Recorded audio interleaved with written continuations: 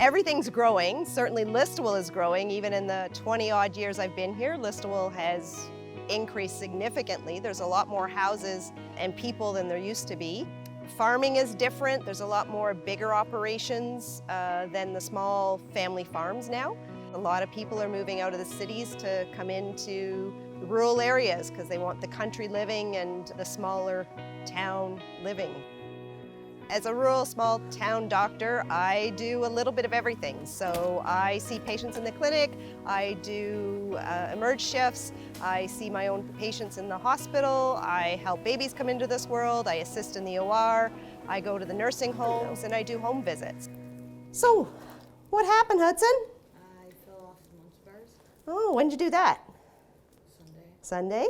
Okay. As the family physician in my office, it's often I get questions. People will call me up, specifically to ask around the vaccine. Should they get it? Should they not? To try and allay their fears around it.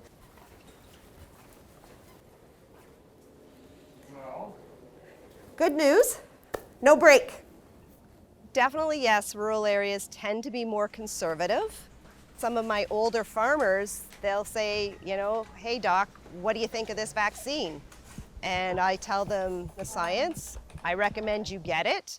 And they say, okay doc, that's good enough for me. This Dr. Suggitt. What can I do for you today? I wouldn't know, I was inside. Sebastian and I were building some billboards. Back, March, April of last year, when we really didn't have an idea of what was going on and where things were going, I distanced myself from my parents because I was afraid I would bring it home to them. So I didn't get up close with them. I would stand 6 feet or more away from them. If I was in the house with them, I would stand distance from them. That's how I managed my life. That's how I did stuff because I was afraid I would be the one bringing it home. Yeah, was I afraid? Yeah. And unfortunately, my fears came to fruition. My in-laws were afraid to go out, and we didn't want them to go out because we were afraid they would catch the virus. If you fast forward all the way to November, they relaxed the rules and they thought, maybe we'll go out in the community and get something and, shop for ourselves. My father contracted COVID. My mom got COVID, my husband got COVID, my daughter got COVID, I then got COVID. My father got sick enough that he needed to be hospitalized. I dropped him off at our hospital at Listowel, so knowing me, I was already all garbed up, so I took him in. They allowed me to stay in the room with him. We were already in a protected room. And then when he was admitted, that was the last I saw my father in person.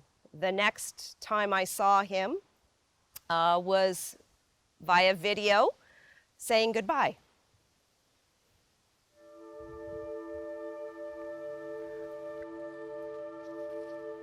To think that COVID doesn't affect you is very ignorant because it does affect you. Somehow, some way, it will affect you and you don't want it to.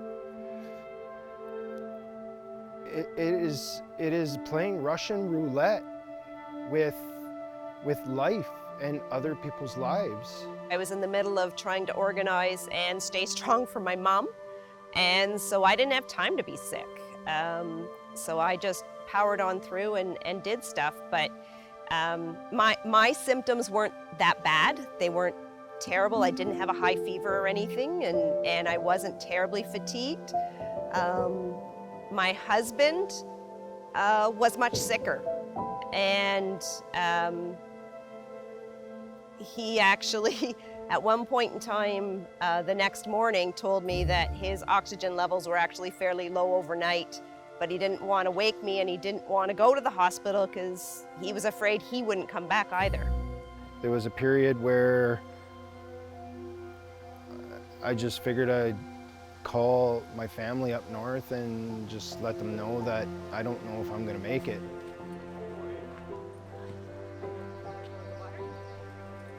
The way the scientific community has been sharing information and all the stuff that came through was, it's It's mind-boggling. Like, to have a vaccine basically ready and available to be used less than a year after the actual disease is diagnosed and identified is just amazing. Hopefully, the science can be used to find vaccines for other diseases that are affecting people around the world.